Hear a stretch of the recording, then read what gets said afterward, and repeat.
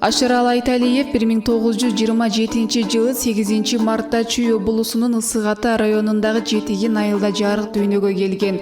Бул чоктогу талант мектепте окуп жүргөн кезинде колуна комуз алып, 1940 жылдардын соңунда Осмонкул, Калык, Токтоналы, Ысмайыл акындардан сабак алып, сахнада айтышып кыргыз айтыш поэзиясын өнүктүрүүгө чоң салым кошкон. Кыргыз Республикасынын эл артисти Калыгул Ботом, Акмөр, Аксаткын менен Кулмырза, Олжабай менен Кишимжан өңдүү дастандарды ийинине жеткире аткарган. Ошондой эле ал ыр жазып, обондорду чыгарган. Анын бир катар эмгектери элдик чыгармага айланган.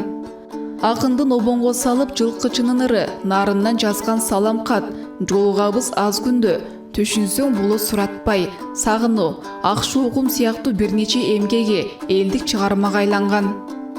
Жаш элек шайыр шаттанган, алыска сапар аттанган, кыймылдап поезд баратса, кылгырып көздөн жаш тамган.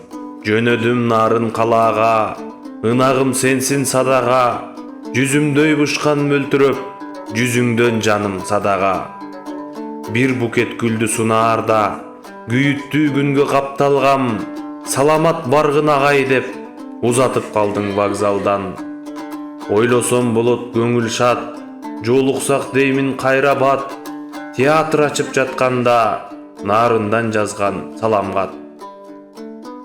1946 жылы Кыргыз мамлекеттик филармониясына кабыл алынат жана эмгек жолун ал жакта 45 жыл иштеп пенсияга чыккан. Ашыралы Айталиев көп жылдар бою жаштарга өнөр үйрөткөн. Филармония менен катар эле Мураталы Куронкеев атындагы музыкалык окуу жайда, Мукаш Абдыраев атындагы музыкалык мектепте жаш таланттарга комуз чертүү, төк мөлүк өнөрдү, обон чыгары сыяктуу өнөрдүн сырларын үйрөткөн. Анын шакирттеринин арасында Замирбек Үсөнбаев, Азамат Болгонбаев, Аалы Туткучев жана Элмирбек Иманалиев бар. Ашыралы Айталиевдин чыгармачылыгы мамлекет тарабынан дагы жогору бааланып, 1994 жылы Кыргыз Республикасынын эл артисти деген ардактуу наамын жана 2008 жылы 3 даражадагы Манас ордени менен сыйланган. Улуу төкмө акын жана кыргыз маданияттын залкар өкүлү Ашыралы Айталиев 2008 жылы 13 октябрда 81 жаш курагында Бишкек шаарында дүйнө салган. Акындын мурасы катары ырлары, айтыштары жана акындык өнөрү кыргыз элинин руханий байлыгы катары сакталып калган. Анын үнү Кыргыз радиосунун алтын фондунда сакталган.